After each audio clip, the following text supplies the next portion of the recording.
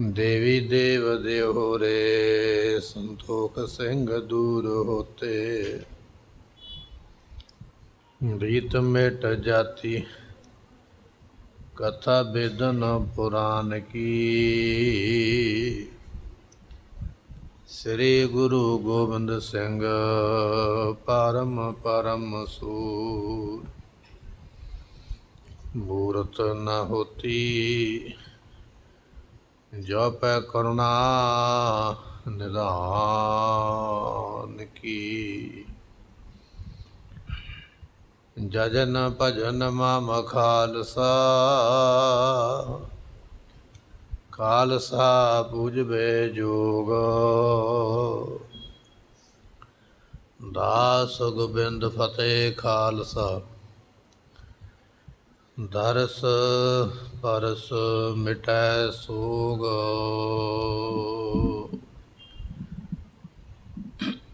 सुका होटल गुर सेवी ऐनस सहज सुभाए। दर्शन परस आए जन्म मरण दुख जाए। होवै सिफत खुसमदी दूर अरसों कुरसों। तुद डिठे सच्चे पातशाह मल जन्म जन्म दी कटिया। ਬਹੁਰ ਬਚਨ ਉਚਰਿਓ ਤਿਸ ਰੀਤੀ। ਅਸਕੋ ਸਿੱਖ ਸਿਰ ਦੇ ਯੁੱਤ ਪ੍ਰੀਤੀ। ਬਿਸਮਾਨੇ ਸੁਨ ਸ਼੍ਰੋਣ ਮਝਾਰਾ। ਸਭ ਸਿੱਖਨ ਕੋ ਚਹਿਤ ਸੰਘਾਰਾ। ਵਾਹਿਗੁਰੂ ਜੀ ਕਾ ਖਾਲਸਾ ਵਾਹਿਗੁਰੂ ਜੀ ਕੀ ਫਤਿਹ। ਵਾਲੀਏ ਕੁਲ ਆਲਮ ਸਰਵਰੇ ਕਾਇਨਾਤ। ਜੁਗੋ ਜੁਗ ਅਟਲ ਗਰੀਬ ਨਵਾਜ ਸਤਿਗੁਰੂ ਗੁਰੂ ਗ੍ਰੰਥ ਸਾਹਿਬ ਜੀਆਂ ਦੀ ਪਵਿੱਤਰ ਪਾਵਨ ਹਜ਼ੂਰੀ ਦਾ ਆਨੰਦ ਮਾਣ ਰਹੀ ਗੁਰੂ ਕੀ ਸੰਗਤ। ਆਪ ਸੰਗਤ ਨੇ ਸਤਿਗੁਰਾਂ ਦੇ ਦਰਬਾਰ ਵਿੱਚ ਪਹੁੰਚ ਕੇ ਗੁਰਬਾਣੀ ਦੇ ਰਸ ਭਿੰਨੇ ਕੀਰਤਨ ਸ਼ਬਦ ਸਰਵਣ ਕੀਤੇ। ਦਸਵੇਂ ਪਾਤਸ਼ਾਹ ਗੁਰੂ ਗੋਬਿੰਦ ਸਿੰਘ ਮਹਾਰਾਜ ਜੀ ਵਿਸਾਖੀ ਦਿਹਾੜੇ ਦੇ ਉੱਪਰ ਅਨੰਦਪੁਰ ਸਾਹਿਬ ਦੀ ਧਰਤੀ 'ਤੇ ਬੇਅੰਤ ਸੰਗਤਾਂ ਦਾ ਇਕੱਠ ਕੀਤਾ ਹੈ। ਜਿੱਥੇ ਅੱਜ ਤਖਤ ਸ੍ਰੀ ਕੇਸਗੜ੍ਹ ਸਾਹਿਬ ਸੁਭਾਇਮਾਨ ਹੈ, ਇਸ ਜਗ੍ਹਾ ਦੇ ਉੱਪਰ ਸੋਹਣਾ ਤੰਬੂ ਲਗਵਾਇਆ। ਤੰਬੂ ਦੇ ਬਾਰ-ਬਾਰ ਮਹਾਰਾਜ ਪਲੰਘ ਦੇ ਉੱਪਰ ਬੈਠੇ ਨੇ। ਬਾਕੀ ਜਗ੍ਹਾ ਦੇ ਉੱਪਰ ਸੋਹਣਾ ਦੀਵਾਨ ਸਜਾ ਕੇ ਬੇਅੰਤ ਸੰਗਤਾਂ ਦਾ ਇਕੱਠ ਉਹਦੇ ਵਿੱਚ ਕੀਤਾ। ਸਤਿਗੁਰੂ ਪਾਤਸ਼ਾਹ ਦੇ ਹੱਥ ਵਿੱਚ ਨੰਗੀ ਤਲਵਾਰ ਫੜੀ ਹੋਈ ਹੈ। ਆ ਕੇ ਬਚਨ ਕੀਤਾ ਸੰਗਤ ਨੂੰ, ਕਹਿਣ ਲੱਗੇ ਅੱਜ ਸਾਨੂੰ ਜਿਹੜੇ ਬਹੁਤੇ ਪ੍ਰੇਮੀ ਪ੍ਰੇਮ ਕਰਦੇ ਨੇ ਉਹਨਾਂ ਵਿੱਚੋਂ ਕੋਈ ਐਸਾ ਪ੍ਰੇਮੀ ਹੈ ਜਿਹੜਾ ਅੱਜ ਸਾਨੂੰ ਆਪਣਾ ਸੀਸ ਭੇਟ ਕਰੇ। ਜਦੋਂ ਮਹਾਰਾਜ ਨੇ ਬਚਨ ਆਖਿਆ ਸਾਰੇ ਹੈਰਾਨ ਹੋਏ। ਦੂਜੀ ਵਾਰੀ ਫਿਰ ਸੀਸ ਦੀ ਮੰਗ ਕੀਤੀ ਹੈ। ਤੀਜੀ ਵਾਰੀ ਫਿਰ ਜਦੋਂ ਸੀਸ ਦੀ ਮੰਗ ਕੀਤੀ, ਭਾਈ ਦਇਆ ਰਾਮ ਲਾਹੌਰ ਦੇ ਰਹਿਣ ਵਾਲੇ ਖੱਤਰੀ ਜਾਤ ਦੇ ਨਾਲ ਸੰਬੰਧ ਰੱਖਦੇ ਸਭ ਤੋਂ ਪਹਿਲਾਂ ਉਹ ਉੱਠੇ ਨੇ। ਮਹਾਰਾਜ ਆਪ ਜੀ ਮੇਰਾ ਹੀ ਸੀਸ ਅੰਗੀਕਾਰ ਕਰੋ। ਮਹਾਰਾਜ ਸਾਹਿਬ ਜੀ ਤੰਬੂ ਦੇ ਵਿੱਚ ਲੈ ਗਏ। ਤੰਬੂ ਵਿੱਚ ਜਾ ਕੇ ਭਾਈ ਦਇਆ ਰਾਮ ਦੇ ਸੀਸ ਦੇ ਉੱਪਰ ਤਲਵਾਰ ਦਾ ਵਾਰ ਕੀਤਾ।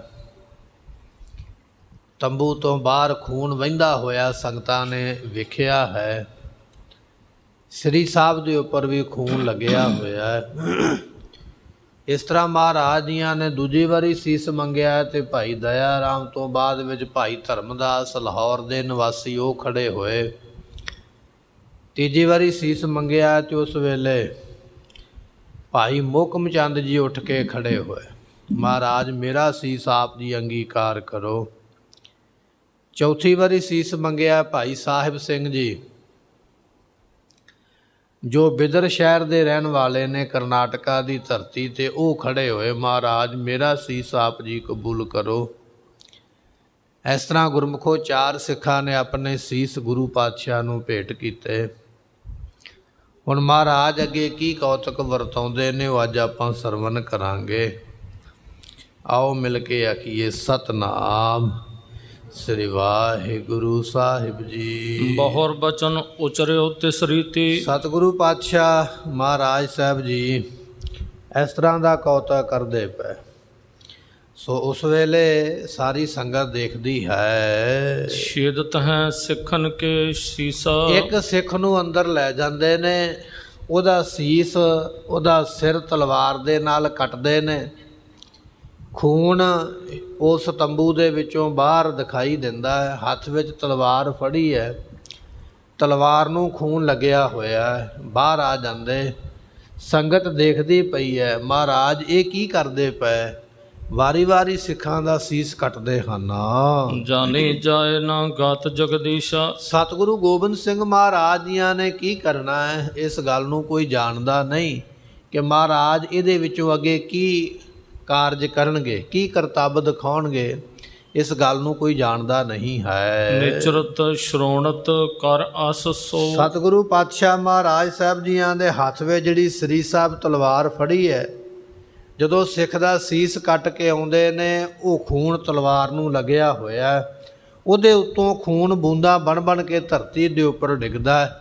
ਸੰਗਤਾਂ ਦੇਖਦੀਆਂ ਪਈਆਂ ਨੇ ਕਿ ਮਹਾਰਾਜ ਦੇ ਹੱਥ ਵਿੱਚ ਨੰਗੀ ਤਲਵਾਰ ਦੇ ਉੱਪਰ ਖੂਨ ਲੱਗਿਆ ਹੈ। ਬੈਠੇ ਆਏ ਪਿਖਤ ਸਭ ਕੋ। ਤੇ ਸਤਿਗੁਰੂ ਪਾਤਸ਼ਾਹ ਚੌਥਾ ਸੀਸ ਲੈਣ ਤੋਂ ਬਾਅਦ ਵਿੱਚ ਫਿਰ ਜਿਹੜਾ ਬਾਰ-ਬਾਰ ਪਲੰਘਾ ਹੈ, ਉਸ ਪਲੰਘੇ ਦੇ ਉੱਪਰ ਆ ਕੇ ਫਿਰ ਬੈਠ ਗਏ ਮਹਾਰਾਜ।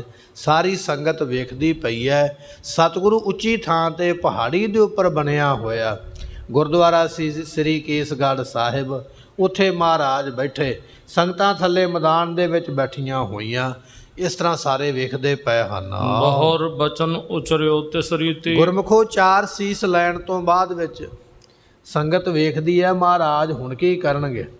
ਫਿਰ ਮਹਾਰਾਜ ਨੇ ਬੈਠਿਆਂ ਹੋਇਆਂ ਪਲੰਘੇ ਦੇ ਉੱਪਰ ਇੱਕ ਆਪਣੇ ਮੁਖ ਤੋਂ ਬਚਨ ਆਖਿਆ ਹੈ। ਅਸਕੋ ਸਿੱਖ ਸਿਰ ਦੇ ਯੁੱਧ ਪ੍ਰੀਤੀ। ਮਹਾਰਾਜ ਕਹਿਣ ਲੱਗੇ, ਕੋਈ ਹੈ ਸਿੱਖ ਇਹੋ ਜਿਹਾ ਜਿਹੜਾ ਸਾਨੂੰ ਇੱਕ ਹਾਲੇ ਹੋਰ ਸੀਸ ਦੇਣਾ ਕਰੇ? ਸਾਡਾ ਕਾਰਜ ਏਡਾ ਵੱਡਾ ਹੈ, 1 ਜਾਂ 2 ਸੀਸ ਦੇ ਨਾਲ ਫਤਿਹ ਨਹੀਂ ਹੋਵੇਗਾ, 3 ਜਾਂ ਚੌਥੇ ਸਿੰਘ ਦੇ ਸੀਸ ਦੇਣ ਨਾਲ ਫਤਿਹ ਨਹੀਂ ਹੋਵੇਗਾ। ਕੋਈ ਐਸੋ ਜਿਹਾ ਹੈ ਪ੍ਰੇਮੀ ਨੇਮੀ ਗੁਰੂ ਕਾ, ਸ਼ਰਧਾ ਰੱਖਣ ਵਾਲਾ ਸਿੱਖ ਜਿਹੜਾ ਸਾਨੂੰ ਇੱਕ ਸੀਸ ਹੋਰ ਭੇਟ ਕਰਨਾ ਕਰੇ। ਇਸ ਮਾਨੇ ਸੁਨ ਸ਼੍ਰੋਣ ਮਜ਼ਾਰਾ। ਜਦੋਂ ਮਹਾਰਾਜ ਇਸ ਤਰ੍ਹਾਂ ਆਖਿਆ ਨਾ ਵੀ ਸਾਨੂੰ ਇੱਕ ਸੀਸ ਹੋਰ ਚਾਹੀਦਾ, ਹੁਣ ਤੇ ਗੱਲ ਹੱਦੋਂ ਪਰੇ ਹੋ ਗਈ ਹੈ। ਇੱਕ ਸੀਸ ਤੋਂ ਦੂਜਾ, ਦੂਜੇ ਤੋਂ ਤੀਜਾ, ਤੀਜੇ ਤੋਂ ਚੌਥਾ। ਮਹਾਰਾਜ ਤੇ ਹਟਣ ਦਾ ਨਾਮ ਨਹੀਂ ਲੈਂਦੇ ਪਏ, ਵਾਰ-ਵਾਰ ਸੀਸ ਮੰਗਦੇ ਪਏ। ਸੰਗਤ ਹੈਰਾਨ ਹੋ ਗਈ ਹੈ ਵੀ ਮਹਾਰਾਜ ਕੀ ਕਰਨ ਲੱਗੇ ਨੇ। ਇਹ ਕਿਤੇ ਵਾਰੀ-ਵਾਰੀ ਕਰਕੇ ਸਾਰੇ ਸਿੱਖਾਂ ਨੂੰ ਹੀ ਨਾ ਮਾਰ ਦੇਣ। ਵਾਰੀ-ਵਾਰੀ ਸੀਸ ਮੰਗਦਿਆਂ ਮੰਗਦਿਆਂ ਸਾਰੇ ਸਿੱਖਾਂ ਦਾ ਕਤਲ ਨਾ ਹੋ ਜਾਵੇ। ਸੰਗਤ ਵੇਖ ਕੇ ਬੜੀ ਹੈਰਾਨ ਹੈ। ਸਭ ਸਿੱਖਨ ਕੋ ਚਹਿਤ ਸੰਘਾਰਾ। ਉਸ ਵੇਲੇ ਸੰਗਤਾਂ ਦੇ ਮਨ ਦੇ ਵਿੱਚ, ਸਿੱਖਾਂ ਦੇ ਮਨ ਵਿੱਚ ਇਹ ਗੱਲ ਆ ਗਈ, ਕਿਤੇ ਮਹਾਰਾਜ ਸਾਰੀ ਸੰਗਤ ਨੂੰ ਹੀ ਨਾ ਮਾਰ ਦੇਣ। ਹੁਣ ਤੇ ਉੱਪਰ ਬੈਠੇ ਪਲੰਘੇ ਤੇ ਆਖਦੇ ਨੇ ਸਾਨੂੰ ਸੀਸ ਚਾਹੀਦਾ, ਇੱਕ ਇੱਕ ਸੀਸ ਮੰਗਦੇ ਪਏ। ਇਹ ਕਿਤੇ ਥੱਲੇ ਨਾ ਉਤਰ ਆਉਣ, ਸੰਗਤ ਵਿੱਚ ਨਾ ਆ ਜਾਣ। ਇਹ ਜਿੰਨੀ ਸੰਗਤ ਇਹਨਾਂ ਨੇ ਬੁਲਾ ਲਈ ਹੈ, ਕਿਤੇ ਸਾਰੀ ਸੰਗਤ ਦੇ ਸੀਸ ਨਾ ਲੈ ਲੈਣ, ਇਹ ਕਿਤੇ ਸਾਰੀ ਸੰਗਤ ਨੂੰ ਨਾ ਮਾਰ ਦੇਣ। ਐਸਾ ਡਰ ਮਨ ਵਿੱਚ ਪੈਦਾ ਹੋਇਆ ਹੈ। ਅਤੇ 4 ਪੁਨੇ ਅਪਰ ਪ੍ਰਚਾਰੈ। ਸਤਿਗੁਰਾਂ ਨੇ 4 ਸਿੱਖਾਂ ਨੂੰ ਸ਼ਹੀਦ ਕਰ ਦਿੱਤਾ, ਕਿਉਂਕਿ ਉਹ ਚਾਰੇ ਸੰਗਤ ਵਿੱਚ ਹੀ ਉੱਠ ਕੇ ਗਏ ਮਹਾਰਾਜ ਦੇ ਕੋਲ।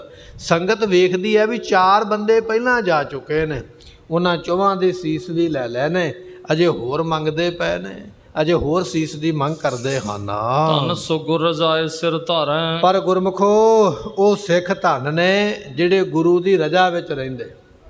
ਕਿੰਤੂ ਪਰੰਤੂ ਕਰਨਾ ਬੜਾ ਸੌਖਾ, ਪ੍ਰੋਪੇਗੰਡਾ ਕਰਨਾ ਬੜਾ ਸੌਖਾ, ਪਰ ਗੁਰੂ ਦੀ ਰਜ਼ਾ ਵਿੱਚ ਰਹਿਣਾ, ਹੁਕਮ ਦੇ ਵਿੱਚ ਰਹਿਣਾ ਬੜਾ ਔਖਾ। ਧੰਨ ਨੇ ਉਹ ਗੁਰੂ ਕੇ ਸਿੱਖ ਜਿਹੜੇ ਰਜ਼ਾ ਵਿੱਚ ਰਹਿੰਦੇ, ਜਿਹੜੇ ਹੁਕਮ ਦੇ ਵਿੱਚ ਰਹਿੰਦੇ। ਹੁਕਮ ਰਜਾਈ ਚੱਲਣਾ ਨਾਨਕ, ਲਿਖਿਆ ਨਾਲ। ਜਿਹੜੇ ਇਹ ਬਚਨ ਪਾਲਦੇ, ਰਜਾ ਵਿੱਚ ਰਹਿਣਾ ਬੜਾ ਔਖਾ ਹੈ, ਪਰ ਉਹ ਧੰਨ ਨੇ ਗੁਰੂ ਕੇ ਸਿੱਖ ਜਿਹੜੇ ਰਜਾ ਵਿੱਚ ਰਹਿੰਦੇ। ਆਖਿਆ ਮਹਾਰਾਜ ਅਸੀਂ ਸੀਸ ਦੇਣ ਵਾਸਤੇ ਤਿਆਰ ਹਾਂ, ਸਾਡਾ ਸੀਸ ਆਪ ਜੀ ਲੈ ਲਵੋ। ਵਾਰੀ ਵਾਰੀ ਕਰਕੇ ਉੱਠ ਪਏ। ਐਸੇ ਸਿੱਖਾਂ ਨੂੰ ਧੰਨ ਕਹਿਣਾ ਕਰੀਏ। ਤੇ ਦੂਰ ਸੁੱਟਰਗੇ ਕੱਚ। ਗੁਰਮੁਖੋ ਜਿਹੜੇ ਕੱਚੇ ਸਨ, ਕੇਵਲ ਸ਼ਗਨ ਛਕਾਉਣ ਆਏ, ਮੇਲਾ ਵੇਖਣ ਆਏ, ਉਹਨਾਂ ਨੇ ਸਮਝਿਆ ਵੀ ਹੁਣ ਆਪਾਂ ਨੂੰ ਟਾਲਾ ਕਰਨਾ ਚਾਹੀਦਾ, ਆਸਾ ਪਾਸਾ ਕਰੀਏ, ਅਜੇ ਮੌਕਾ ਹੈ। ਕੋਈ ਤੰਬੂ ਦੇ ਇੱਧਰ ਨੂੰ ਨਿਕਲ ਗਿਆ, ਕੋਈ ਉੱਧਰ ਨੂੰ ਚਲਾ ਗਿਆ, ਕੋਈ ਉੱਠ ਪਿਆ ਮੈਂ ਪਾਣੀ ਪੀ ਆਵਾਂ, ਕੋਈ ਆਖਦਾ ਮੈਂ ਜਾ ਕੇ ਬਾਥਰੂਮ ਕਰ ਆਵਾਂ, ਕੋਈ ਆਖਦਾ ਮੇਰੀ ਬਾਹਰ ਲੋੜ ਪੈ ਗਈ ਲੰਗਰ ਦੇ ਵਿੱਚ। ਜਿਹੜੇ ਕੱਚੇ ਸਨ, ਜ਼ਿੰਦਗੀ ਬਚਾਉਣ ਵਾਲੇ, ਭਜਨ ਵਾਲੇ, ਉਹਨਾਂ ਨੇ ਫਿਰ ਬਹਾਨਾ ਆਪੋ ਆਪਣਾ ਘੜਿਆ, ਉੱਠ ਕੇ ਬਾਹਰ ਨੂੰ ਤੁਰ ਪਏ। ਕੱਚੇ ਜਿਹੜੇ ਨੇ ਦੌੜਨ ਲੱਗੇ ਖਾਨਾ। ਲੋਕਨ ਸੋ ਗੁਰ ਕਿਰਿਆ ਉਵਾਚੇ। ਅਤੇ ਬਾਹਰ ਜਾ ਕੇ ਗੁਰੂ ਦੀ ਕਿਰਿਆ ਲੋਕਾਂ ਨੂੰ ਦੱਸਣ ਲੱਗ ਪਏ। ਕੱਲਾ ਇਹ ਨਹੀਂ ਵੀ ਤੰਬੂ ਤੋਂ ਆਪ ਬਾਹਰ ਨਿਕਲੇ ਨੇ, ਬਾਹਰ ਜਾ ਕੇ ਉਹਨਾਂ ਨੇ ਬਾਜ਼ਾਰ ਦੇ ਵਿੱਚ ਅਨੰਦਪੁਰ ਸਾਹਿਬ ਦੇ ਵਿੱਚ ਰੌਲਾ ਪਾ ਦਿੱਤਾ। ਕਹਿਣ ਲੱਗੇ ਵੇਖੋ ਗੁਰੂ ਨੂੰ ਕੀ ਹੋ ਗਿਆ। ਪਹਿਲਾਂ ਇੱਕ ਸਿੱਖ ਨੂੰ ਸੀਸ ਮੰਗਿਆ, ਦੂਜੇ ਦਾ ਮੰਗਿਆ, ਤੀਜੇ ਦਾ ਮੰਗਿਆ, ਚੌਥੇ ਦਾ ਮੰਗਿਆ, ਹਾਲੇ ਵੀ ਬਸ ਨਹੀਂ ਹੋਈ ਹੈ, ਅਜੇ ਵੀ ਸੀਸ ਮੰਗਦੇ ਪਏ। ਇਹ ਗੁਰੂ ਤੇ ਕਮਲਾ ਹੋ ਗਿਆ ਹੈ, ਗੁਰੂ ਤੇ ਝੱਲਾ ਮਸਤਾਨਾ ਹੋ ਗਿਆ। ਇਹ ਤੇ ਬੰਦਿਆਂ ਨੂੰ ਹੀ ਕਤਲ ਕਰਨ ਲੱਗ ਪਿਆ, ਉਹ ਵੀ ਆਪਣੇ ਸਿੱਖਾਂ ਨੂੰ ਕਤਲ ਕਰਦੇ ਪਏ। ਐਸੀਆਂ ਗੱਲਾਂ ਇਹਨਾਂ ਨੇ ਬਾਹਰ ਜਾ ਕੇ ਉਸ ਵੇਲੇ ਕਹਿਣੀਆਂ ਸ਼ੁਰੂ ਕੀਤੀਆਂ। ਚਿਤਕ ਬਚਾਏ ਦ੍ਰਿਸ਼ਟ ਕੋ ਗਏ। ਉਹ ਕਹਿਣ ਲੱਗੇ, ਜਿਹੜੇ ਚਲਾਕ ਸਨ ਉਹਨਾਂ ਨੇ ਵੇਖਿਆ ਵੀ ਹੁਣ ਮਹਾਰਾਜ ਦਾ ਧਿਆਨ ਸੱਜੇ ਪਾਸੇ ਨੂੰ, ਉਹ ਖੱਬੇ ਪਾਸੇ ਨੂੰ ਨਿਕਲ ਗਿਆ। ਤੇ ਜਦੋਂ ਵੇਖਿਆ ਵੀ ਹੁਣ ਧਿਆਨ ਖੱਬੇ ਪਾਸੇ ਨੂੰ ਹੈ, ਜਿਹੜੇ ਸੱਜੇ ਪਾਸੇ ਬੈਠੇ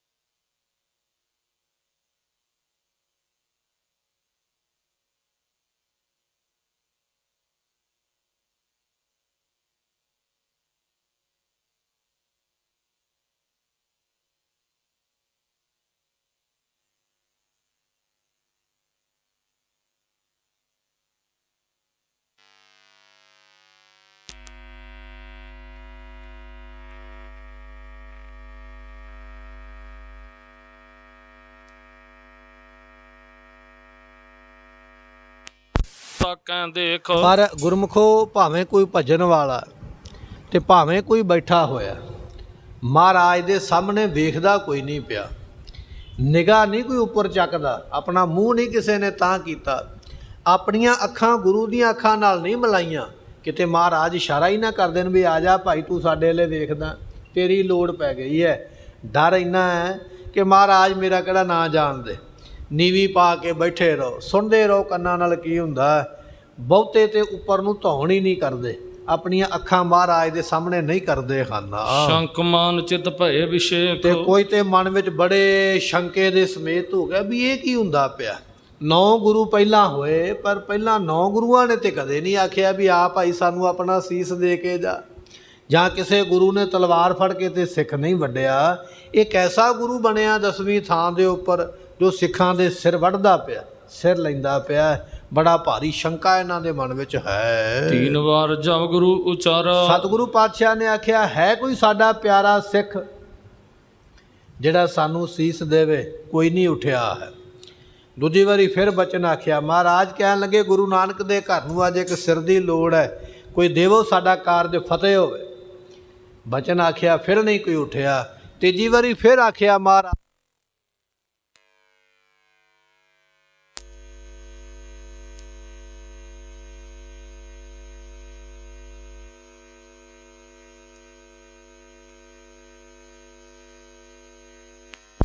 ਉਸ ਵੇਲੇ ਦੇਹੋ ਸੀਸ ਕੋ ਸਿੱਖ ਮਮ ਪਿਆਰਾ। ਸਤਿਗੁਰੂ ਪਾਤਸ਼ਾਹ ਕਹਿਣ ਲੱਗੇ ਕੋਈ ਹੈ ਸਾਡਾ ਪਿਆਰਾ ਸਿੱਖ ਜਿਹੜਾ ਸਾਨੂੰ ਆਪਣਾ ਸੀਸ ਭੇਟ ਕਰੇ? ਕੋਈ ਸੰਗਤ ਵਿੱਚ ਨਹੀਂ, ਲੱਖਾਂ ਦਾ ਇਕੱਠ ਸੰਗਤ ਦਾ ਬੈਠਾ ਹੋਇਆ, ਲੱਖਾਂ ਬੰਦੇ ਬੈਠੇ ਹੋਏ ਨੇ, ਉਹਨਾਂ ਲੱਖਾਂ ਵਿੱਚੋਂ ਇੱਕ ਵੀ ਇਹੋ ਜਿਹਾ ਨਹੀਂ ਹੈ ਜਿਹੜਾ ਉੱਠ ਕੇ ਇਹ ਗੱਲ ਕਵੇ ਕਿ ਮੈਂ ਸੀਸ ਦੇਣ ਨੂੰ ਤਿਆਰ ਹਾਂ। ਮਹਾਰਾਜ ਨੇ ਫਿਰ ਤੀਜੀ ਵਾਰੀ ਪ੍ਰਚਾਰਿਆ ਹੈ। ਹਿੰਮਤ ਸਿੰਘ ਵਾਸੀ ਜਗਨਨਾਥ। ਗੁਰਮੁਖੋ ਫਿਰ ਇੱਕ ਸਿੱਖ ਉੱਠਿਆ, ਨਾਮ ਹੈ ਭਾਈ ਹਿੰਮਤ। ਸੋ ਉਸ ਵੇਲੇ ਹਿੰਮਤ ਰਾਏ ਜੀ ਉੱਠੇ, ਕਹਿਣ ਲੱਗੇ ਇਹ ਜਿਹੜਾ ਸਿੱਖ ਹੈ ਜਗਨਨਾਥਪੁਰੀ ਦਾ, ਜਦੋਂ ਗੁਰੂ ਨਾਨਕ ਦੇਵ ਪਾਤਸ਼ਾਹ ਗਏ ਨਾ ਜਗਨਨਾਥਪੁਰੀ, ਬੜਾ ਵੱਡਾ ਇੱਕ ਉੱਥੇ ਮੰਦਿਰ ਬਣਿਆ ਹੋਇਆ, ਪ੍ਰਾਚੀਨ ਮੰਦਿਰ, ਤੇ ਸਤਿਗੁਰੂ ਪਾਤਸ਼ਾਹ ਬਾਹਰ ਹੀ ਬੈਠੇ ਹੋਏ। ਸੋ ਉਸ ਵੇਲੇ ਬਾਹਰ ਉਹ ਸਿਲਾ ਪਈ ਹੋਈ ਹੈ, ਪੱਥਰ ਨਿਸ਼ਾਨੀ ਪਈ ਹੈ, ਮਹਾਰਾਜ ਮੰਦਿਰ ਦੇ ਬਾਹਰ ਬੈਠੇ ਹੋਏ। ਉਸ ਵੇਲੇ ਮੰਦਿਰ ਦੇ ਵਿੱਚ ਆਰਤੀ ਹੋ ਰਹੀ ਹੈ, ਬੜੇ ਬੜੇ ਵੱਡੇ ਪਾਂਡੇ ਜਿਹੜੇ ਸਨ ਆਰਤੀ ਕਰਦੇ ਪਏ, ਬੇਅੰਤ ਲੋਕ ਆਰਤੀ ਵਿੱਚ ਸ਼ਾਮਲ ਹੋਏ। ਇੱਕ ਥਾਲੀ ਲੈ ਕੇ ਉਹਦੇ ਵਿੱਚ 2 ਦੀਵੇ ਜਗਾਏ ਹੋਏ, ਕੁਝ ਚੌਲ ਪਾਏ ਹੋਏ, ਕੁਝ ਮੋਤੀ ਰੱਖੇ ਹੋਏ, ਭਗਵਾਨ ਦੇ ਸਾਹਮਣੇ ਥਾਲੀ ਘੁਮਾਉਂਦੇ ਪਏ। ਸਤਿਗੁਰੂ ਇਹ ਸਾਰਾ ਕੌਤਕ ਬਾਹਰ ਬੈਠੇ ਵੇਖਦੇ ਪਏ। ਜਦੋਂ ਉਹਨਾਂ ਨੇ ਆਰਤੀ ਕੀਤੀ ਹੈ ਤੇ ਉਸ ਵੇਲੇ ਵੇਖਿਆ ਵੀ ਇਹ ਨਹੀਂ ਉੱਠੇ, ਆ ਕੇ ਪੁੱਛ ਲਿਆ, ਕਹਿਣ ਲੱਗੇ ਤੁਸੀਂ ਮਹਾਰਾਜ ਆਰਤੀ ਵਿੱਚ ਕਿਉਂ ਨਹੀਂ ਸ਼ਾਮਲ ਹੋਏ, ਆ ਕੇ ਤੁਸੀਂ ਕਿਉਂ ਨਹੀਂ ਆਰਤੀ ਉਤਾਰੀ ਹੈ? ਤੇ ਸਤਿਗੁਰੂ ਪਾਤਸ਼ਾਹ ਕਹਿਣ ਲੱਗੇ ਤੁਸੀਂ ਆਰਤੀ ਕਰਦੇ ਪਏ ਹੋ ਦੀਵੇ ਜਗਾ ਕੇ, ਇੱਕ ਥਾਲੀ ਵਿੱਚ ਰੱਖ ਕੇ। ਭਗਵਾਨ ਐਡਾ ਵੱਡਾ, ਰੱਬ ਇੰਨਾ ਵੱਡਾ, ਪਰਮੇਸ਼ਰ ਤੇ ਬਹੁਤ ਵੱਡਾ, ਆਰਤੀ ਤੁਹਾਡੀ ਬੜੀ ਛੋਟੀ ਹੈ, ਉਹਦੀ ਆਰਤੀ ਤੇ ਸਦਾ ਹੋ ਰਹੀ ਹੈ। ਪੁੱਛਿਆ ਮਹਾਰਾਜ ਕਿਹੜੀ ਆਰਤੀ ਹੈ? ਕਹਿਣ ਲੱਗੇ ਗਗਨ ਮੈਂ ਥਾਲ ਰਵ ਚੰਦ ਦੀਪਕ ਬਣੇ। ਇਹ ਸ਼ਬਦ ਉੱਥੇ ਹੀ ਉਚਾਰਿਆ ਮਹਾਰਾਜ ਨੇ। ਕਹਿਣ ਲੱਗੇ ਤੁਸੀਂ ਆਹ ਥਾਲੀ ਲੈ ਕੇ ਆਇਓ, ਪਰਮਾਤਮਾ ਨੇ ਥਾਲੀ ਤੇ ਆਕਾਸ਼ ਨੂੰ ਬਣਾਇਆ ਹੋਇਆ, ਚੰਦਰਮਾ ਤੇ ਸੂਰਜ ਦੇ ਵਿੱਚ 2 ਦੀਵੇ ਰੱਖੇ ਹੋਏ, ਇਹ ਜਿੰਨੇ ਤਾਰੇ ਟਿਮਟਮਾਉਂਦੇ ਪਏ ਨੇ ਸਾਰੇ ਮੋਤੀ ਰੱਖੇ ਹੋਏ। ਇਹ ਪਰਮਾਤਮਾ ਦੀ ਆਰਤੀ ਆਪਣੇ ਆਪ ਹੀ ਹੋ ਰਹੀ ਹੈ। ਗਗਨ ਮੈਂ ਥਾਲ ਰਵ ਚੰਦ ਦੀਪਕ ਬਣੇ, ਤਾਰਕਾ ਮੰਡਲ ਜਨਕ ਮੋਤੀ, ਧੂਪ ਮਲਿਆਨ ਲੋ ਪਵਨ ਚਵਰੋ ਕਰੇ।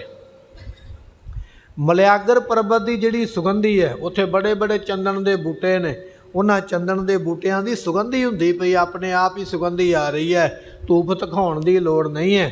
ਇਹ ਜਿਹੜੀ ਹਵਾ ਚੱਲਦੀ ਪਈ ਹੈ, ਇਹ ਹਵਾ ਚੌਰ ਕਰਦੀ ਪਈ ਹੈ ਪਰਮਾਤਮਾ ਨੂੰ। ਪਵਨ ਚਵਰੋ ਕਰੇ ਸਗਲ ਬਨਰਾਏ ਫੁਲੰਤ ਜੋਤੀ। ਇਹ ਜਿੰਨੇ ਫੁੱਲ ਖਿੜੇ ਹੋਏ ਇਹ ਸਾਰੇ ਉਸ ਆਰਤੀ ਵਿੱਚ ਸ਼ਾਮਲ ਹੁੰਦੇ ਪਏ ਨੇ, ਆਪੋ ਆਪਣੀ ਖੁਸ਼ਬੂ ਦਿੰਦੇ ਪਏ। ਬਚਨ ਆਖਦੇ ਕੈਸੀ ਆਰਤੀ ਹੋਏ ਭਵ ਖੰਡਨਾ, ਤੇਰੀ ਆਰਤੀ ਅਨਹਤਾ ਸ਼ਬਦ ਵਾਜੰਤ ਭੇਰੀ ਰਹਾਓ। ਸਹਸ ਤਵ ਨੈਣ ਨਨ ਨੈਣ ਹੈ ਤੋਹੇ ਕਉ, ਸਹਸ ਮੂਰਤ ਨਨਾ ਏਕ ਤੋਹੀ। ਸਹਸ ਪਦ ਬਿੰਬਲ ਨਨ ਏਕ ਪਦ ਗੰਧ ਬਿਨ, ਸਹਸ ਤਵ ਗੰਧ ਇਵ ਚਲਤ ਮੋਹਿ। ਇਹ ਮਹਾਰਾਜ ਸਾਹਿਬ ਜੀਆਂ ਨੇ ਉੱਥੇ ਸ਼ਬਦ ਉਚਾਰਿਆ। ਵਿਦਵਾਨ ਕਹਿੰਦੇ ਨੇ ਜਦੋਂ ਮਹਾਰਾਜ ਨੇ ਇਹ ਸ਼ਬਦ ਉਚਾਰਿਆ ਨਾ, ਜਗਨਨਾਥ ਦੀ ਜਿਹੜੀ ਮੂਰਤੀ ਸੀ ਨਾ ਭਗਵਾਨ ਦੀ, ਉਹ ਸਤਿਗੁਰਾਂ ਦੇ ਵੱਲ ਝੋਗੀ ਨਮਸਕਾਰ ਕਰਨ ਵਾਸਤੇ। ਉਸ ਵੇਲੇ ਮਹਾਰਾਜ ਸਾਹਿਬ ਜੀ ਦੀ ਮਹਿਮਾ ਨੂੰ ਜਾਣਿਆ ਉਹਨਾਂ ਲੋਕਾਂ ਨੇ ਵੀ ਇਹ ਕੋਈ ਪਰਮੇਸ਼ਰ ਦਾ ਰੂਪ ਹੀ ਹੈ, ਕੋਈ ਰੱਬ ਦਾ ਹੀ ਪਿਆਰਾ ਹੈ, ਜਿਹਦੇ ਨਮਸਕਾਰ ਕਰਨ ਵਾਸਤੇ ਮੂਰਤੀ ਝੁਕੀ ਹੋਈ ਹੈ। ਸੋ ਐਸਾ ਕੌਤਕ ਮਹਾਰਾਜ ਜੀਆਂ ਨੇ ਉੱਥੇ ਜਗਨਨਾਥਪੁਰੀ ਦੇ ਵਿੱਚ ਗੁਰੂ ਨਾਨਕ ਦੇਵ ਪਾਤਸ਼ਾਹ ਨੇ ਵਰਤਾਇਆ। ਇਹ ਆਰਤੀ ਦਾ ਸ਼ਬਦ ਉੱਥੇ ਰਚਿਆ ਮਹਾਰਾਜ ਜੀਆਂ ਨੇ। ਗੁਰਮੁਖੋ ਇਹ ਭਾਈ ਹਿੰਮਤ ਰਾਏ ਜੀ ਆਏ ਨੇ, ਇਹ ਵੀ ਉਸੇ ਜਗਨਨਾਥਪੁਰੀ ਦੇ ਰਹਿਣ ਵਾਲੇ। ਜਿਹੜਾ ਬੀਜ ਗੁਰੂ ਨਾਨਕ ਦੇਵ ਪਾਤਸ਼ਾਹ ਨੇ ਖਿਲਾਰਿਆ ਨਾ ਥਾਵਾਂ ਥਾਵਾਂ 'ਤੇ ਜਾ ਕੇ, ਇਹ ਉਹ ਬੀਜ ਦੇ ਫਲ ਨੇ ਜਿਹੜੇ ਹੁਣ ਇਸ ਵੇਲੇ ਪੂਰੇ ਤਿਆਰ ਹੋਏ ਨੇ। ਆ ਗਿਆ ਮਹਾਰਾਜ ਮੈਂ ਜਗਨਨਾਥਪੁਰੀ ਤੋਂ ਆਇਆ। ਪਾਤਸ਼ਾਹ ਨੇ ਪੁੱਛਿਆ ਨਾਮ ਕੀ ਹੈ? ਕਹਿਣ ਲੱਗਾ ਮਹਾਰਾਜ ਨਾਮ ਮੇਰਾ ਹਿੰਮਤ ਰਾਏ ਹੈ। ਦੱਸਦਾ ਪਿਆ ਹੈ ਚੀਵਰ ਜਾਤ ਬੰਦ ਦਵੈ ਹਾਥ। ਤੇ ਸਤਿਗੁਰੂ ਪਾਤਸ਼ਾਹ ਮੈਂ ਚੀਵਰ ਜਾਤੀ ਦੇ ਨਾਲ ਸੰਬੰਧ ਰੱਖਦਾ ਹਾਂ। ਮਾਂ ਬਾਪ ਦੇ ਵੱਲੋਂ ਜਿਹੜਾ ਜਨਮ ਮਿਲਿਆ, ਉਸ ਜਨਮ ਦੇ ਮੁਤਾਬਕ ਇਸ ਸਰੀਰ ਦੀ ਜਿਹੜੀ ਜਾਤੀ ਹੈ ਉਹ ਦੁਨੀਆ ਦੇ ਲੋਕ ਚੀਵਰ ਆਖਦੇ ਹਨ। ਕਹਿਤ ਭਇਓ ਲੀਜੈ ਮਮ ਸਿਰ ਕੋ। ਇਸਨੇ ਬੇਨਤੀ ਕੀਤੀ ਮਹਾਰਾਜ ਆਪ ਜੀ ਕਿਰਪਾ ਕਰੋ, ਇਹ ਮੇਰਾ ਸੀਸ ਆਪ ਜੀ ਅੰਗੀਕਾਰ ਕਰੋ। ਮੈਂ ਆਪ ਸਤ ਸ਼੍ਰੀ ਅਕਾਲ। ਪੜੋ। ਸੁਨ ਗੁਰ ਤੁਰਤ ਗਇਓ ਤੇ ਸਿਰ ਕੋ। ਕਹਿਤ ਭਇਓ ਲੀਜੈ ਮਮ ਸਿਰ ਕੋ। ਬੇਨਤੀ ਕੀਤੀ ਮਹਾਰਾਜ ਸਾਹਿਬ ਜੀ ਮੈਂ ਆਪਣਾ ਸੀਸ ਦੇਣ ਵਾਸਤੇ ਤਿਆਰ ਹਾਂ, ਆਪ ਜੀ ਕਿਰਪਾ ਕਰਕੇ ਮੇਰਾ ਸੀਸ ਲੈਣਾ ਕਰੋ। ਸੁਨ ਗੁਰ ਤੁਰਤ ਗਇਓ ਤਿਸ ਕਰ ਕੋ। ਸਤਿਗੁਰੂ ਪਾਤਸ਼ਾਹ ਨੇ ਸੁਣੇ ਬਚਨ, ਬੜੇ ਖੁਸ਼ ਹੋ ਕੇ ਮਹਾਰਾਜ ਨੇ ਵਰ ਬਖਸ਼ਿਸ਼ ਕੀਤੇ। ਕਹਿਣ ਲੱਗੇ ਭਾਈ ਦਇਆ ਰਾਮ ਦੇ ਰੂਪ ਦੇ ਵਿੱਚ ਸਿੱਖ ਧਰਮ ਦੇ ਵਿੱਚ ਦਇਆ ਆਈ ਹੈ। ਭਾਈ ਧਰਮਦਾਸ ਦੇ ਰੂਪ ਦੇ ਵਿੱਚ ਸਿੱਖ ਧਰਮ ਦੇ ਵਿੱਚ ਧਰਮ ਆ ਗਿਆ ਹੈ, ਕਿਉਂਕਿ ਦਇਆ ਬਿਨਾ ਧਰਮ ਨਹੀਂ ਤੇ ਧਰਮ ਬਿਨਾ ਦਇਆ ਨਹੀਂ। ਭਾਈ ਮੋਹਕਮ ਚੰਦ ਦੇ ਰੂਪ ਦੇ ਵਿੱਚ ਸੋ ਇਹ ਟਿਕਾ ਪ੍ਰਾਪਤ ਹੋਇਆ।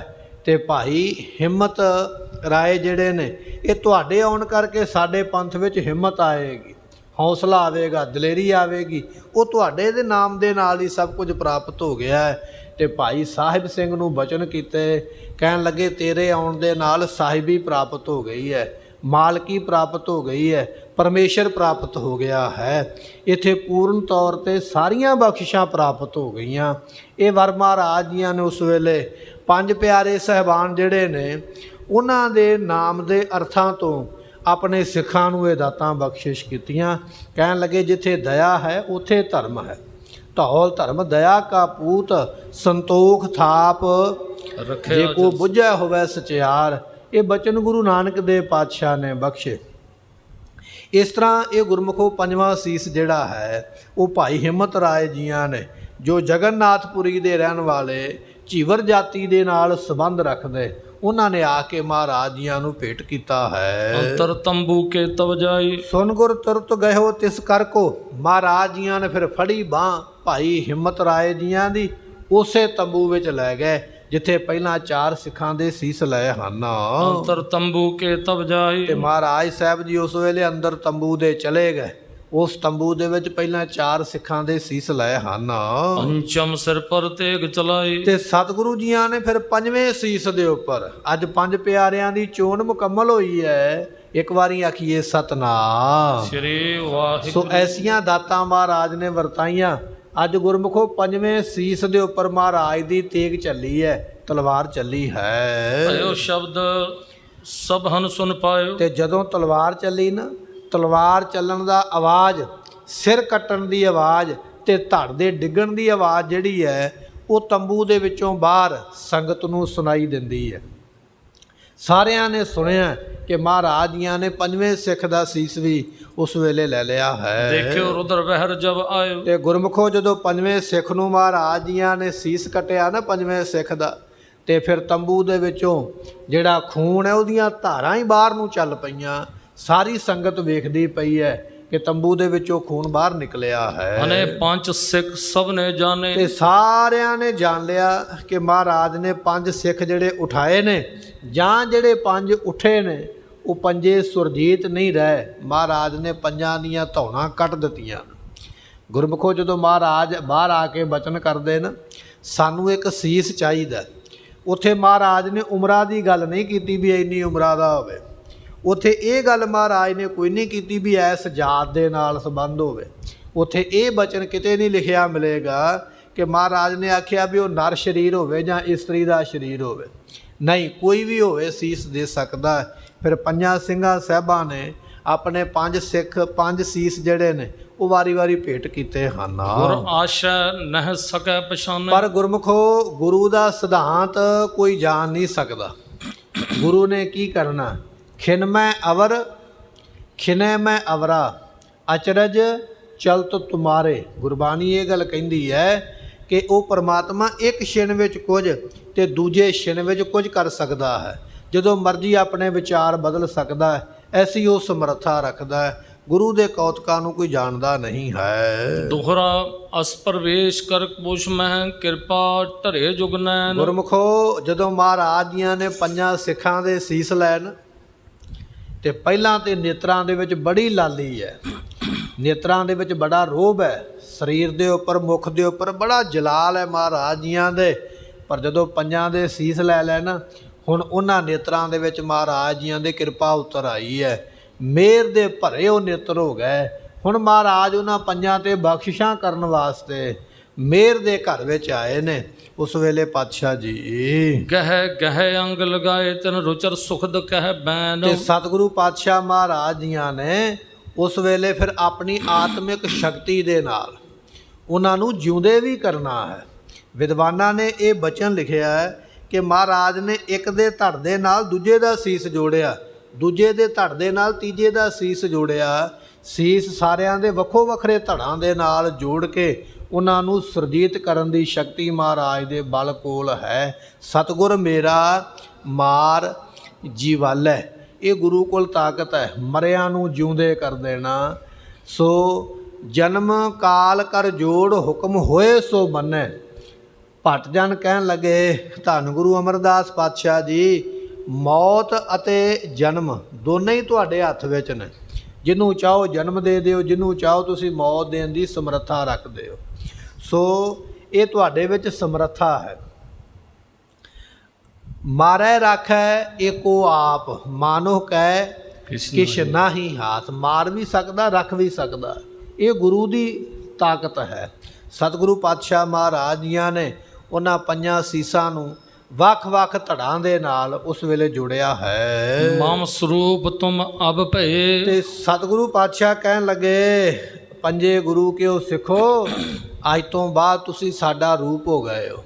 ਖਾਲਸਾ ਮੇਰੋ ਰੂਪ ਹੈ ਖਾਸ, ਖਾਲਸੇ ਮੈਂ ਹੋ। ਗੁਰਮੁਖੋ ਖਾਲਸ ਹੋਣ ਵਾਸਤੇ, ਸ਼ੁੱਧ ਹੋਣ ਵਾਸਤੇ ਨਾ ਕੁਰਬਾਨੀ ਕਰਨੀ ਪੈਂਦੀ ਹੈ। ਗੱਲਾਂ ਨਾਲ ਗੱਲ ਨਹੀਂ ਬਣਦੀ ਹੈ। ਇਹਨਾਂ ਪੰਜਾਂ ਨੇ ਕੁਰਬਾਨੀ ਦਿੱਤੀ ਹੈ ਸ਼ੁੱਧ ਮਨ ਦੇ ਨਾਲ, ਮਨ ਦੇ ਵਿੱਚੋਂ ਕਪਟ ਛਲ ਵੱਲ ਨੂੰ ਪਰੇ ਕਰਕੇ।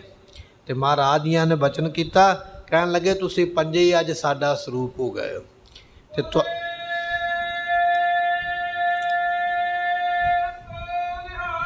ਸਤਿ ਸ਼੍ਰੀ ਅਕਾਲ। ਬਚਨ ਆਖਦੇ ਮਹਾਰਾਜ ਪੰਜ ਸਿੱਖਨ ਮੈਂ ਮੇਰੋ ਵਾਸਾ, ਇਹਨਾਂ ਪੰਜਾਂ ਵਿੱਚ ਸਾਡਾ ਵਾਸਾ ਹੈ। ਇਹ ਪੰਜ ਸਿੱਖ ਸਾਡਾ ਸਰੂਪ ਹਨ। ਹਉ ਭਾ ਤੁਮਹਿ ਸਰੂਪ।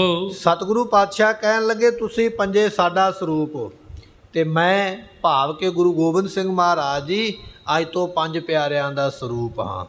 ਸੋ ਤੁਹਾਡੇ ਵਿੱਚ ਤੇ ਮੇਰੇ ਵਿੱਚ ਅੱਜ ਕੋਈ ਫਰਕ ਨਹੀਂ ਰਹਿ ਗਿਆ ਹੈ। ਤੇ ਗੁਰਮੁਖੋ ਉਹ ਕੱਲਾ ਬਚਨ ਕਿਹਾ ਨਹੀਂ, ਉਹ ਕਰਕੇ ਵੀ ਵਿਖਾਇਆ। ਗੁਰੂ ਗੋਬਿੰਦ ਸਿੰਘ ਮਹਾਰਾਜ ਦੇ ਰੂਪ ਦੇ ਵਿੱਚ ਆਖਦੇ ਹੁਣ ਅਸੀਂ ਸ਼ਸਤਰ ਚੁੱਕ ਕੇ ਚਮਕੌਰ ਦੀ ਗੜੀ ਵਿੱਚ ਲੜਾਂਗੇ ਤੇ ਦੁਸ਼ਮਣਾਂ ਨੂੰ ਮੌਤ ਦੀ ਨੀਂਦ ਸੁਆ ਕੇ ਆਪ ਵੀ ਸ਼ਹੀਦੀ ਪਾਵਾਂਗੇ। ਤੇ ਪੰਜ ਪਿਆਰਿਆਂ ਦੇ ਰੂਪ ਦੇ ਵਿੱਚ ਬਚਨ ਹੋ ਗਿਆ ਨਹੀਂ, ਤੁਹਾਨੂੰ ਇਹ ਗੜੀ ਛੱਡ ਕੇ ਜਾਣਾ ਪਵੇਗਾ। ਉਸੇ ਵੇਲੇ 7 ਬਚਨ ਕਹਿ ਕੇ ਬਚਨ ਮੰਨ ਲਿਆ। ਇਹ ਕੇਵਲ ਕਿਹਾ ਨਹੀਂ, ਕਰਕੇ ਵੀ ਵਿਖਾਇਆ। ਸੋ ਇੱਥੇ ਮਹਾਰਾਜ ਬਚਨ ਕਰਦੇ, ਕਹਿਣ ਲੱਗੇ ਤੁਸੀਂ ਪੰਜੇ ਸਾਡਾ ਸਰੂਪ ਹੋ ਤੇ ਅਸੀਂ ਅੱਜ ਤੋਂ ਬਾਅਦ ਤੁਹਾਡਾ ਸਰੂਪ ਹੋਏ। ਬ੍ਰਹਮ ਗਿਆਨ ਦ੍ਰਿੜ ਹਿਰਦੈ ਹਵੈ, ਪਦ ਅਤ ਲੀਨ ਅਨੂਪ। ਤੇ ਸਤਿਗੁਰੂ ਪਾਤਸ਼ਾਹ ਜੀਆਂ ਨੇ ਬ੍ਰਹਮ ਗਿਆਨ ਦੀ ਦਾਤ ਜਿਹੜੀ ਆ ਉਹਨਾਂ ਪੰਜਾਂ ਨੂੰ ਬ੍ਰਹਮ ਦੀ ਅਵਸਥਾ ਬਖਸ਼ਿਸ਼ ਕਰ ਦਿੱਤੀ। ਬ੍ਰਹਮ ਗਿਆਨੀ ਉਹਨਾਂ ਪੰਜਾਂ ਸਿੱਖਾਂ ਨੂੰ ਬਣਾ ਦਿੱਤਾ ਹੈ। ਪਰਮ ਪ੍ਰਸੰਨ ਭੇ ਪੰਜ ਪਰ ਅਸ ਮਨ ਉਪਮਾ ਆਏ। ਕਹਿਣ ਲੱਗੇ ਸਤਿਗੁਰੂ ਪਾਤਸ਼ਾਹ ਬੜੇ ਪ੍ਰਸੰਨ ਹੋਏ ਇਹਨਾਂ ਪੰਜਾਂ ਦੇ ਉੱਪਰ। ਜਿਹੜੇ ਜਿਹੜੇ ਬਚਨ ਆਏ ਨਾ ਮੁਖੋਂ ਫਿਰ ਮਹਾਰਾਜ ਕਰੀ ਗਏ। ਤੁਹਾਨੂੰ ਪੰਜਾਂ ਨੂੰ ਇਹ ਵੀ ਬਖਸ਼ਿਸ਼ ਦਿੱਤੀ, ਤੁਹਾਨੂੰ ਪੰਜਾਂ ਨੂੰ ਇਹ ਵੀ ਵਡਿਆਈ ਦਿੱਤੀ।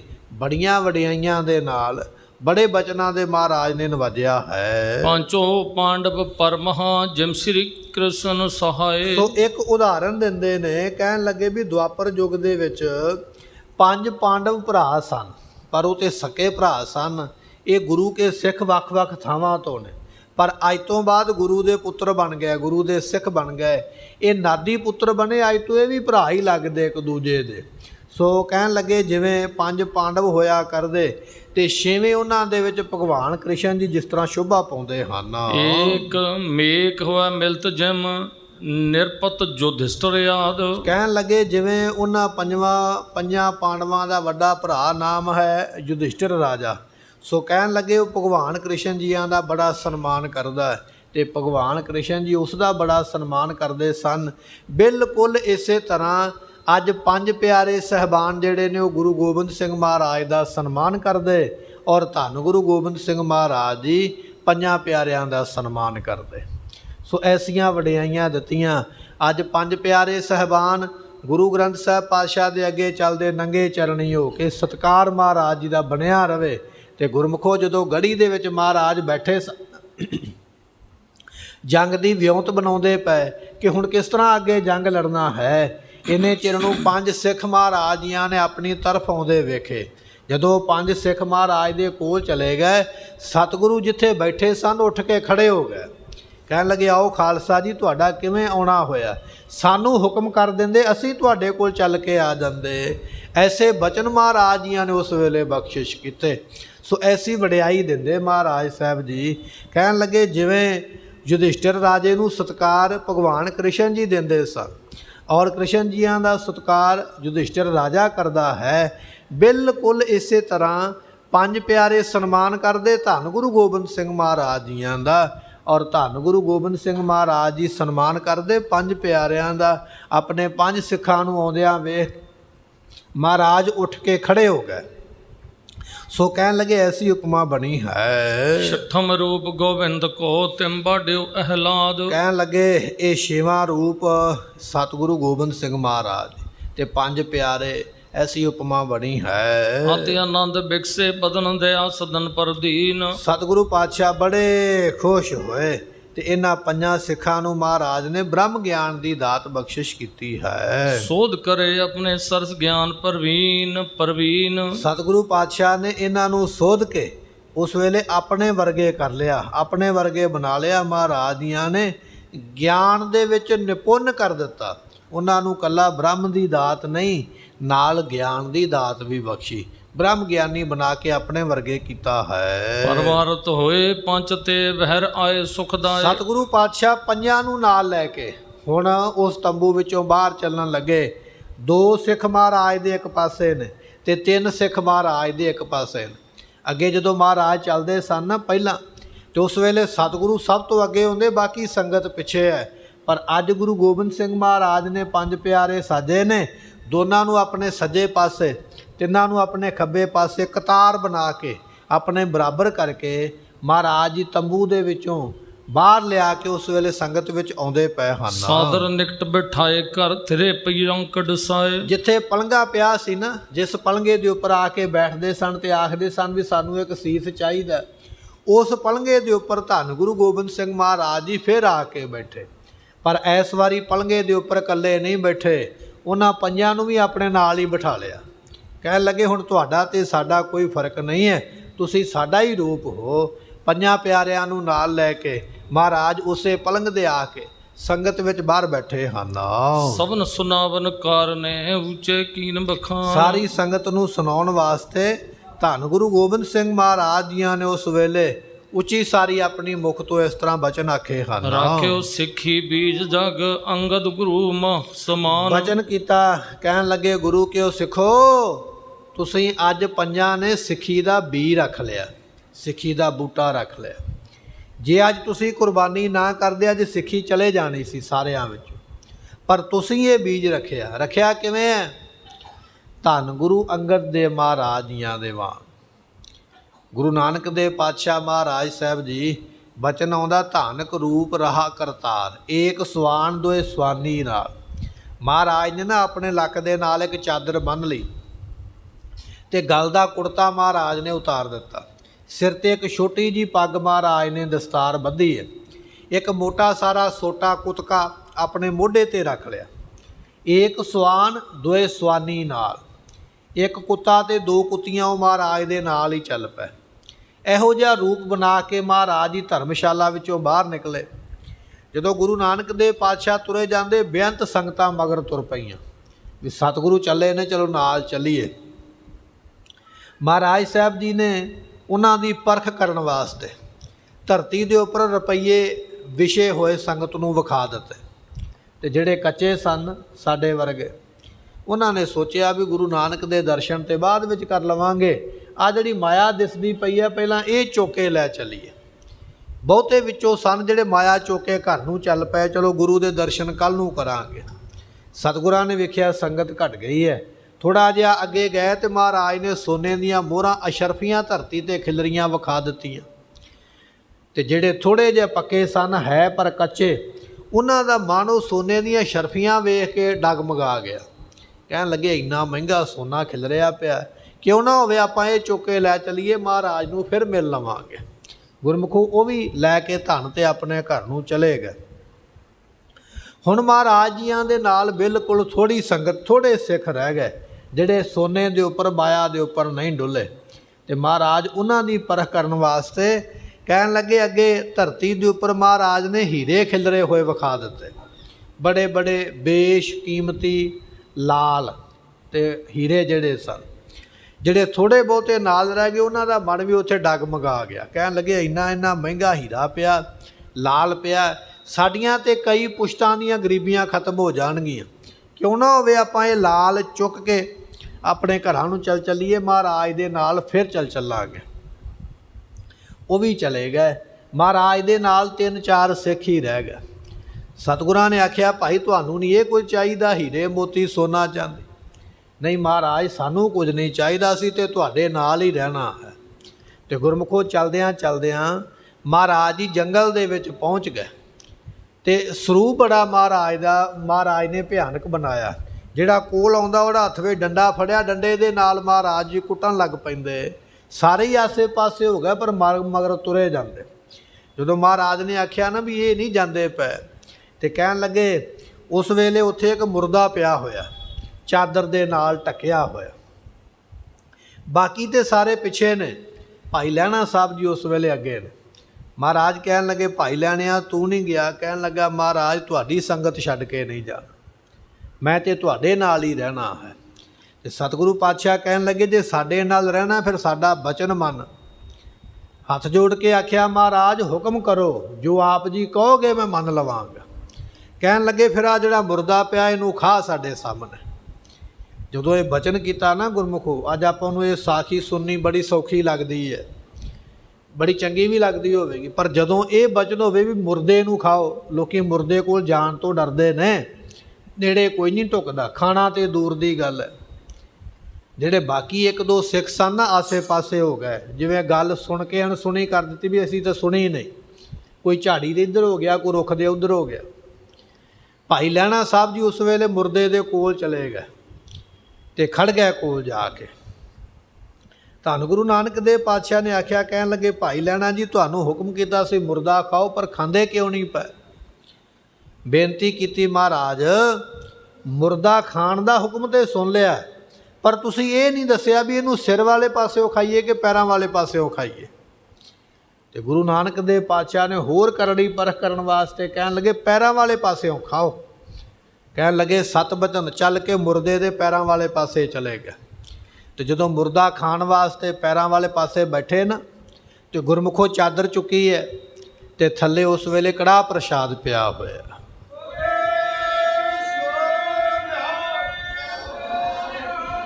ਸਤਿ ਸ਼੍ਰੀ ਅਕਾਲ। ਸਤਿਗੁਰੂ ਪਾਤਸ਼ਾਹ ਮਹਾਰਾਜ ਸਾਹਿਬ ਜੀਆਂ ਦਾ ਹੁਕਮ ਮੰਨਿਆ, ਚਾਦਰ ਨੂੰ ਚੁੱਕਿਆ, ਕੜਾਹ ਪ੍ਰਸਾਦ ਦੀ ਦੇਗ ਪ੍ਰਾਪਤ ਹੋਈ ਹੈ। ਮਹਾਰਾਜ ਬੜੇ ਖੁਸ਼ ਹੋਏ, ਕਹਿਣ ਲੱਗੇ ਭਾਈ ਲੈਣਿਆ ਇਹ ਕੁਝ ਪੈਸਿਆਂ ਵਾਲੇ ਸਨ, ਕੁਝ ਸੋਨੇ ਵਾਲੇ ਸਨ, ਕੁਝ ਹੀਰਿਆਂ ਵਾਲੇ ਸਨ, ਤੇ ਕੁਝ ਆ ਜਿਹੜੇ ਨਾਲ ਆਏ ਨੇ ਇਹ ਵੀ ਸਾਡਾ ਬਚਨ ਮੁਰਦਾ ਖਾਣ ਵਾਲਾ ਸੁਣ ਕੇ ਵੀ ਇਹਨਾਂ ਨੇ ਅਣਸੁਣਿਆ ਕੀਤਾ ਹੈ।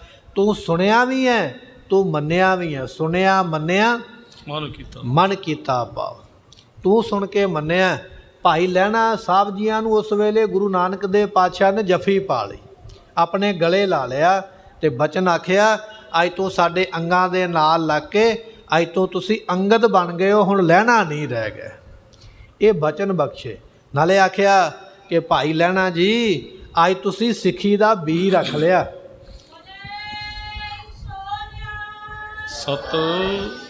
ਇਹ ਕਾਰਜ ਕਰਕੇ ਅੱਜ ਸਿੱਖੀ ਦਾ ਬੀਜ ਰੱਖਿਆ, ਸੀ ਤੁਹਾਡੇ ਤੇ ਬੜੇ ਖੁਸ਼ ਹਾਂ। ਉਸੇ ਵੇਲੇ ਗੁਰਤਾ ਗੱਦੀ ਦੇ ਕੇ ਮਹਾਰਾਜ ਨੇ ਨਵਾਜਿਆ, ਗੁਰੂ ਅੰਗਦ ਸਾਹਿਬ ਬਣਾ ਦਿੱਤਾ। ਉਹੀ ਬਚਨ ਇੱਥੇ ਗੁਰੂ ਗੋਬਿੰਦ ਸਿੰਘ ਪਾਤਸ਼ਾਹ ਕਰਦੇ ਪਏ। ਕਹਿਣ ਲੱਗੇ ਅੱਜ ਤੁਸੀਂ ਪੰਜਾਂ ਨੇ ਇਹ ਆਪਣੇ ਸੀਸ ਭੇਟ ਕਰਕੇ ਨਾ ਸਿੱਖੀ ਦਾ ਬੀਜ ਰੱਖਿਆ। ਕਿਵੇਂ ਰੱਖਿਆ? ਜਿਵੇਂ ਭਾਈ ਲਹਿਣਾ ਸਾਹਿਬ ਜੀਆਂ ਨੇ ਸਿੱਖੀ ਦਾ ਬੀਜ ਰੱਖ ਕੇ ਗੁਰੂ ਦਾ ਹੁਕਮ ਮੰਨ ਕੇ ਭਾਈ ਲਹਿਣਾ ਤੋਂ ਗੁਰੂ ਅੰਗਦ ਬਣੇ। ਅੱਜ ਪੰਜ ਪਿਆਰਿਓ ਤੁਸੀਂ ਪੰਜੇ ਸੀਸ ਦੇ ਕੇ ਅੱਜ ਤੋਂ ਗੁਰੂ ਗੋਬਿੰਦ ਸਿੰਘ ਦਾ ਰੂਪ ਹੋ ਗਏ ਹੋ। ਇਹ ਬਚਨ ਉਸ ਵੇਲੇ ਬਖਸ਼ੇ ਹਨ। ਸਭ ਸੰਗਤ ਕੇ ਤਾਰਵੇ ਸਮਰਥ ਭੇ ਇਹ ਪੰਚੋ।